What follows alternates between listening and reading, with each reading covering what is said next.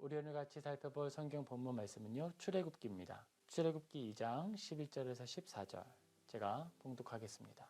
모세가 장성한 후에 한 번은 자기 형제들에게 나가서 그들이 고되게 노동하는 것을 보더니 어떤 애굽 사람이 한 히브리 사람 곧 자기 형제를 치는 것을 본지라. 좌우를 살펴 사람이 없음을 보고 그 애굽 사람을 쳐 죽여 모래 속에 감추니라. 이튿날 다시 나가니 두 히브리 사람이 서로 싸우는지라.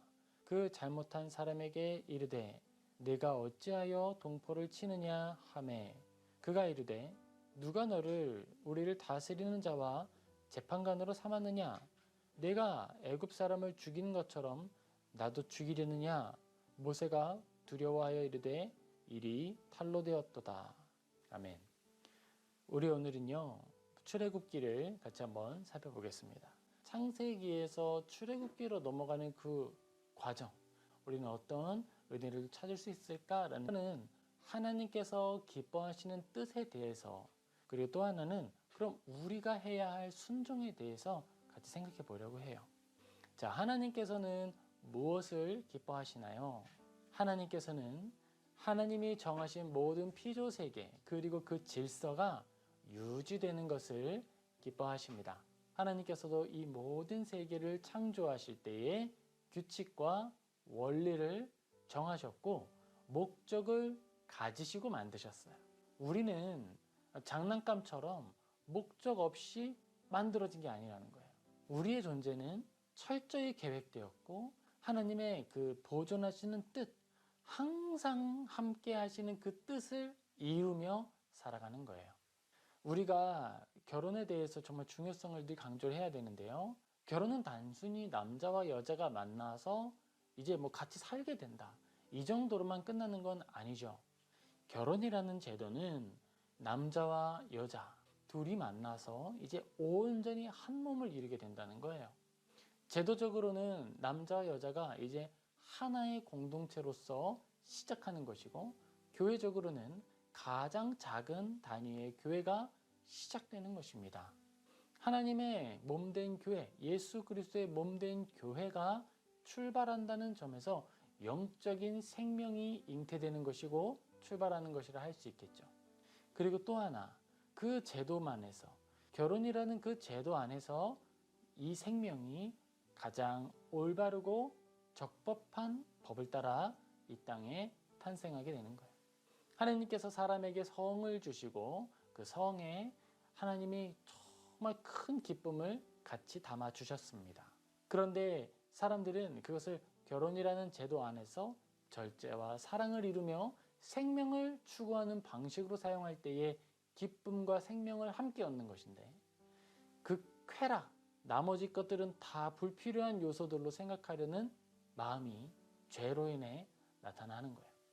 결혼이라고 하는 것은 단순히 너는 나의 필요를 채워줘라 라는 그런 계약 관계가 아닌 거예요. 나의 부를 늘리고 우리의 어떤 능력을 더 크게 발휘하기 위해서 한번 해보자, 그런 것도 아닌 것이죠. 왜냐하면 하나님께서 우리를 택하여 주시고 예수 그리스도께서 신랑이 되시고 우리를 신부 삼으실 때에 우리에게 무엇인가를 요구하시거나 우리에게 의무로 무엇인가를 짊어주신 게 없다는 거예요. 예수님은 그의 모든 것, 그의 생명까지 그의 아내된 자들을 위해서 다 부어주셨고, 아내된 자들은 그 사랑을 받아 이제 온 마음과 정성을 다해 화답하는 거예요.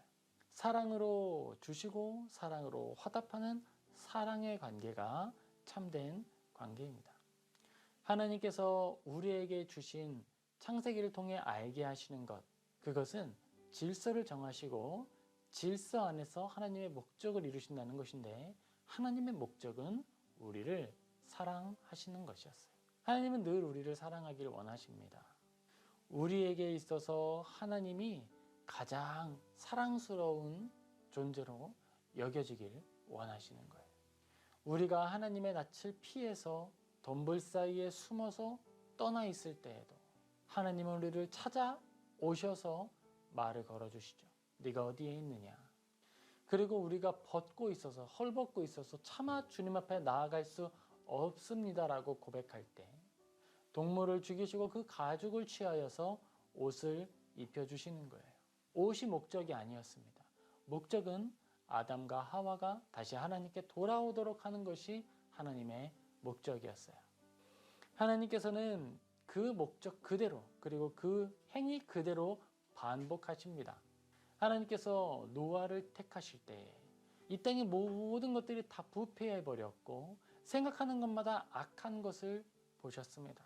그럼에도 불구하고 또다시 택하셨죠. 가죽옷을 지어 입히셨던 것처럼 다시 한번 택해 주신 거예요. 우리의 선택받음은 나의 능력이 있어서가 아니고 하나님이 우리를 향해 먼저 부어주신 큰 사랑이 원인이 되어서 우리를 불러주신 거예요. 하나님은 그런 방식으로 우리의 역사를 이어가십니다. 그걸 지탱하신다고 하고 보존하신다고 표현을 하는 것이죠. 사람들이 모여서 집단의 악을 이루려 할 때에 흩어주심으로써 악이 적절할 수 있도록 은혜를 베풀어 주시는 거예요. 악인들이 창궐하였거나 악인의 욕망이 모두 이루어지게 된다면, 누구도 이길 수 없는 폭력이 존재한다면 우리는 극복할 수 없는 죄 안에서 신음하게 될 거예요. 그런데 하나님께서는 사람의 때를 정하시고 악인들이 악한 때에 적절하게 하셔서 하나님의 일이 회방되지 않고 이루어져 갈 수 있도록 인도하십니다. 죄인들이 나타나는 것을 통해 하나님을 따르는 사람들은 우리에게 구원자가 필요하고 하나님이 필요하다, 우리가 정의와 공의가 정말 필요하고 목마르다라고 하는 걸 부르짖고 외치게 하는 것이죠. 그리고 그들이 하나님이 정하신 방식을 따라 하나님 앞에 나올 때 은혜를 베푸셔서 그들에게 은혜를 베푸시고 공의가 나타나게 하시고 정의가 이루어지게 함으로써 나라가 유지되게 하십니다. 요셉을 예로 들 수 있겠죠. 요셉은 어떤 사람이죠? 그보다 더 큰 악에 의하여 버림받은 사람이죠. 고통 속에 집어 던져진 것입니다. 그런데 악인들의 그 악한 순간에 하나님이 개입하셨고 그의 생명을 보존하시면서 다음 인도하심을 준비하는 하나님의 방주가 되게 하셨어요. 이전에는 눈에 보이는 노아의 방주를 통해 모든 생명들을 구원하셨다면 이제는 한 사람을 방주로 구원하셔서 준비시키셔서 그를 통해 다음 역사가 이어져 가게 하시는 거예요. 하나님은 이처럼 우리를 사랑하신다, 그리고 그 사랑을 이루기를 원하신다라는 목적을 가지고 모든 역사를 이루어 가십니다. 그게 하나님의 역사예요. 하나님께서 요셉을 통해 구별하시었고 그 요셉이 떠나서 머무는 자리를 통해 은혜의 터전이 빚어지게 하는 거예요. 우리에게 있어서 요셉의 존재는요, 하나님께서 이루시는 섭리의 어떤 하나의 형태를 보게 되는 거예요.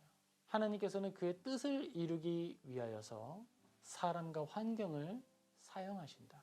하나님께서 우리에게 허락해 주신 모든 것들은 본래 선한 거예요. 본래 선한데 그것을 그릇되게 사용할 때에 악한 것을 낳는 거예요. 결혼도 그렇죠. 성이란 것은 가장 아름다운 것이고 육체가 추구할 수 있는 가장 큰 기쁨이에요. 결혼이라는 제도 안에서 적절하게 절제 안에서 사용하게 될 때 어떻게 돼요? 이 땅 가운데 유일한 정통한 법을 따라서 생명이 탄생하는 거예요. 존중받을 만한 자녀로 인정받는 아이가 태어나게 되는 거잖아요. 근데 그것을 다른 걸 다 탈색시켜버리고 다 없애고 쾌락만 추구한다. 죄로 인해서 우리가 선한 것을 잘못 사용하게 될 때에 문제가 되는 겁니다.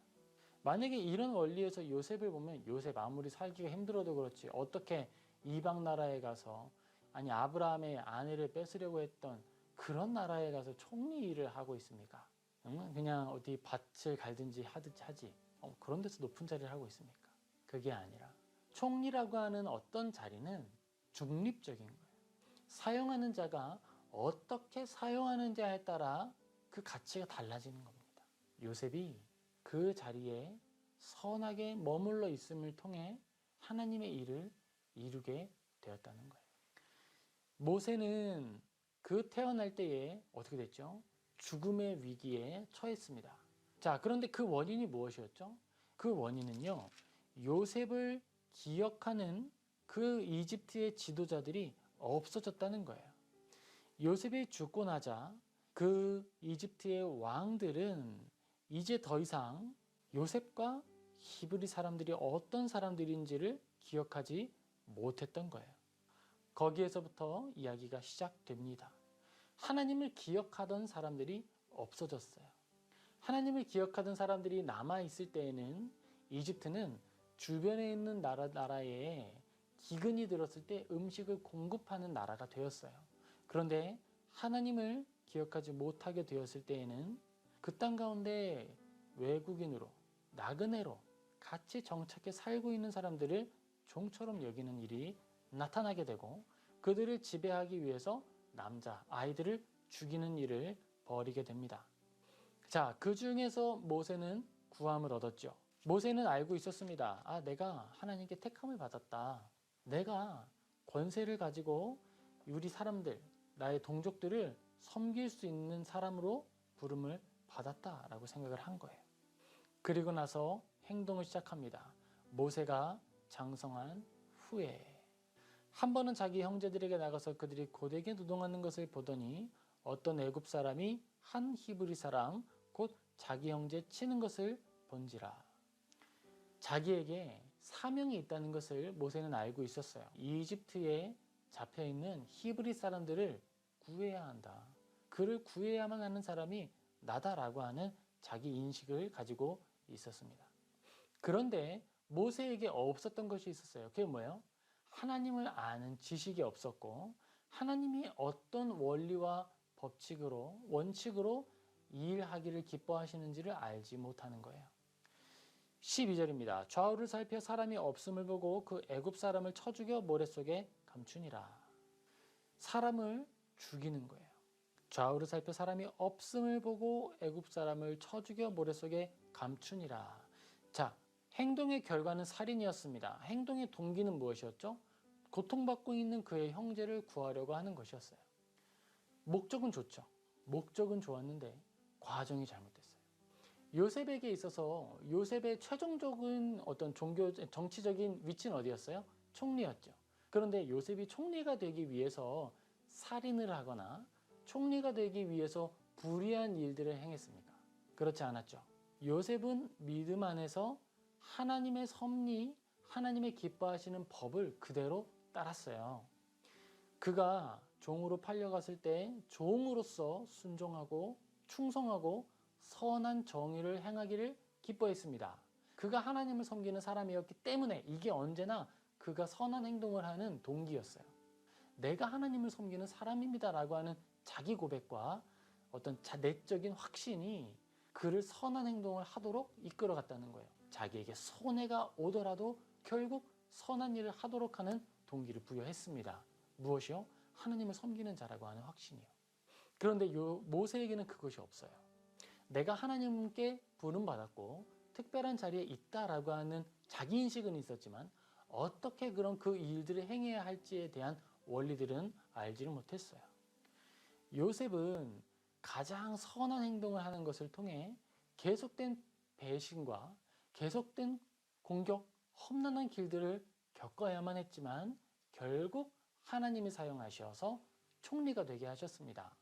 그가 다른 나라에서 다른 종교를 섬기는 자리에서 하나님을 알지 못하는 자들 사이에서 하나님을 기억하는 자가 되게 했고 정의를 실행하는 자가 되게 했고 돕는 자가 될 수 있도록 생명을 지켜주는 자가 될 수 있도록 역할을 맡겨주신 거예요. 그런데 모세는 자기에게 주어진 사명의 엄중함을 생각하고 방법의 선함은 생각하지 못했습니다. 13절 이튿날 다시 나가니 두 히브리 사람이 서로 싸우는지라 그 잘못한 사람에게 이르되 네가 어찌하여 동포를 치느냐 하매 이제 또 간 거죠. 그는 선한 의도를 가지고 찾아갔습니다. 그리고 이야기하죠. 왜 싸우세요? 그리고 너무 험하게 폭력을 행사하는 사람에게 그러지 마시라 이야기를 하는 거예요. 자, 그랬을 때에 그가 기대하는 행동은 무엇이었을까요? 아, 우리 모세님 오셨습니까? 지난번처럼 우리 선한 일을 하는 모세 선생님, 우리를 잘 다스려 주시고 또 그가 나에게 이렇게 조언해 주는데 내가 들어야죠. 왜 지도를 받는 게 아니라 그가 이르되 누가 너를 우리를 다스리는 자와 재판관으로 삼았느냐? 네가 애굽 사람을 죽인 것처럼 나도 죽이려느냐? 모세가 두려워하여 이르되 일이 탈로 되었도다. 우리가 하나님의 일을 합니다 라고 말하면서 사실 이 부분에 있어서 모세와 같은 실수를 정말 많이 합니다. 우리에게 선한 목적이 있다면 그 과정도 또한 선해야 하는 거예요.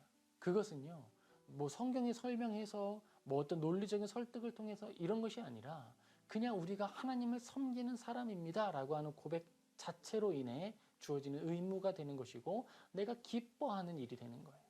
우리가 가지고 있는 믿음을 따라 온전하게 행하되 그것을 신뢰하는 믿음 또한 우리에게 있어야 하는 거예요. 자, 우리가 지금 교회를 개척을 하고 있습니다. 교회를 개척하는데 어떤 화려한 뭔가를 자꾸 만들어야 하는가 고민해 봐야 하는 문제예요. 물론 실수들은 자꾸 줄여나가야 되고 우리가 할 수 있는 이 성결함은 자꾸 완성해 나가야 돼요. 그런데 뭐 연예인을 막 지금 이 자리에 저 대신 연예인을 안 치고 순서가 빠지면 안 된다고 특성 솔리스트를 초청해가지고 모시고 막 그런 것은 아니죠. 우리가 선한 것을 목적한다면 그 선한 것을 이루어가는 과정에 있어서도 성결해야 하는 것이고 성결한 일을 행하면서 이루어질 일을 기대하는 것은 진실한 믿음으로 해야 하는 거예요. 100%의 믿음으로 하는 거죠. 이런 허술한 걸 누가 보겠어? 맞는 말이에요. 말도 안 돼요. 말도 안 되는데 그걸 순전한 믿음으로 받고 감사함으로 감당하는 거죠. 모세의 이야기는 이후에 이렇게 흘러갑니다. 15절이죠. 바로가 이 일을 듣고 모세를 죽이고자 하여 찾는지라. 모세가 바로의 낯을 피하여 미디안 땅에 머물며 하루는 우물 곁에 앉았더라. 여러분, 창세기를 통해 출애굽기로 이어지는 모든 과정 속에서 하나님이 우리에게 알려주시고자 했던 이야기는 무엇이었을까요? 그것은 하나님이 기뻐하시는 일이 무엇인가 라는 거예요. 하나님은 왜 이 땅을 지키시는가 라는 거예요. 하나님이 능력을 사용하실 때 어떤 상황에서 사용하시는가, 그것을 우리에게 알려주십니다. 하나님은 살아계세요. 하나님은 진짜 살아계세요. 사실 저도 하나님을 눈으로 보지 못했어요. 그런데 제 마음으로, 제 영혼으로는 매일 만나요. 그러면서 매일 확인받는 게 있어요. 선한 길을 걸어가라는 거예요. 우리가 그 걸어가는 과정 가운데 모자람이 많습니다. 얼마나 모자람이 많은지 몰라요. 조금 더 성실할 수 있었고, 조금 더 열심을 낼 수 있었고, 조금 더 내가 잘할 수 있었는데, 신학교 다닐 때 이 마음은 정말 더 심했어요. 내가 잠을 더 안 잘 수 있고, 내가 아직도 더 앉아 있을 수 있는데, 아직도 더 책을 읽을 수 있는데, 성경을 더 읽을 수 있는데 어떻게 잠을 자? 근데 자야 되더라. 쉼이 필요하더라. 우리에게 있어서 최선은 하나님 앞에 순전함을 지키는 것이지 업적을 이루기 위해서 뭔가 하는 게 아니라는 거예요. 모세도 그랬어요. 모세가 택함받은 자라는 사실을 자각한 상황에 있었을 때 그가 할 것은요, 순전하게 하루를 살아가는 거예요. 내가 오늘 성경 한 장 읽기로 다짐했다면 한 장 읽기를 힘쓰는 거예요. 만약 내가 오늘 말씀을 조금 묵상해서 나누기를 작정했다면 그 일을 하기를 힘쓰는 거예요. 하루에 순전하게 살아내는 것이고, 유혹이 찾아왔을 때 유혹 앞에서 하나님의 사람으로서 행동하는 거예요. 요셉이 총리가 된 비결이 있고 하나님께 쓰임받은 비결이 있다면 그것은 하루하루 순종했고 하루의 충성이기 때문이었습니다. 하지만 그 충성은 종으로서의 충성이에요. 종으로 사는데 종이 공부할 필요 있어요? 없죠. 종이 막 안절부절하면서 내가 뭘 해야 되지 찾아다닐 필요 있어요? 없죠. 주인이 명령하지 않으면 머물러 있는 거예요. 우리도 그와 같습니다. 모세도 그와 같아요.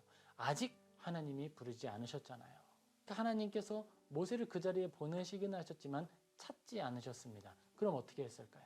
가장 모범적인 왕자의 한 명으로서 살아갔어야죠. 그리고 히브리인과 이집트 사람의 충돌이 있을 때 살인의 방법, 불법의 방법, 하나님을 떠나 하나님을 괴롭게 하는, 하나님을 가슴 아프게 하는 방법을 통해 무엇인가를 하려고 하는 것이 아니라 차라리 스테이하고 있었는, 가만히 있는 것이 더 나았던 거예요. 기다림. 그리스도인의 행동의 원리는 가장 많은 경우에 기다림입니다.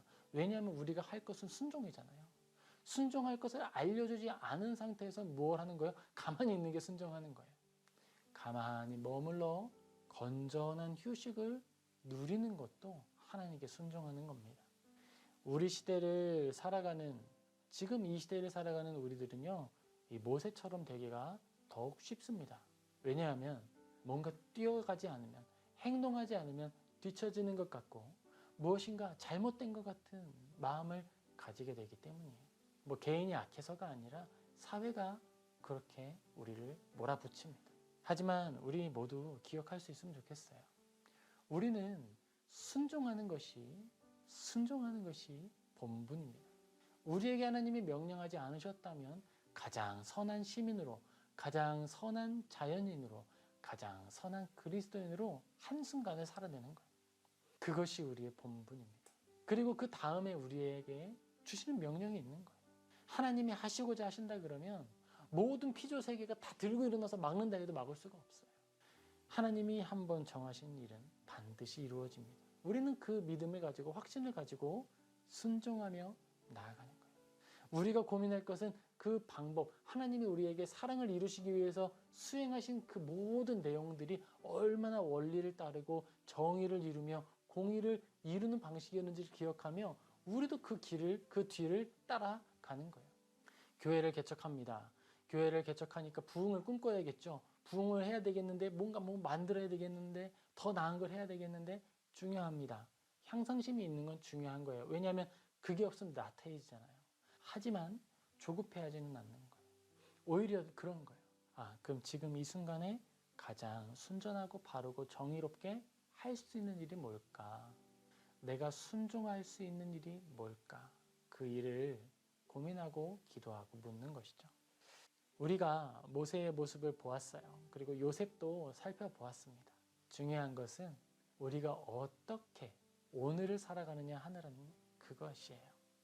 우리 모두가 다른 것에 집중하지 않고 화려한 것에 집중하기보다 먼저 나의 오늘, 나의 하루, 그리고 내가 하나님 앞에 건강하고 즐겁게, 시키는 게 없으면 종은 뭐예요? 쉬는 거예요. 그렇게 종처럼 평안하고 기쁘고 감사한 삶을 살아가는 저와 여러분 되기를 주님의 이름으로 축복합니다.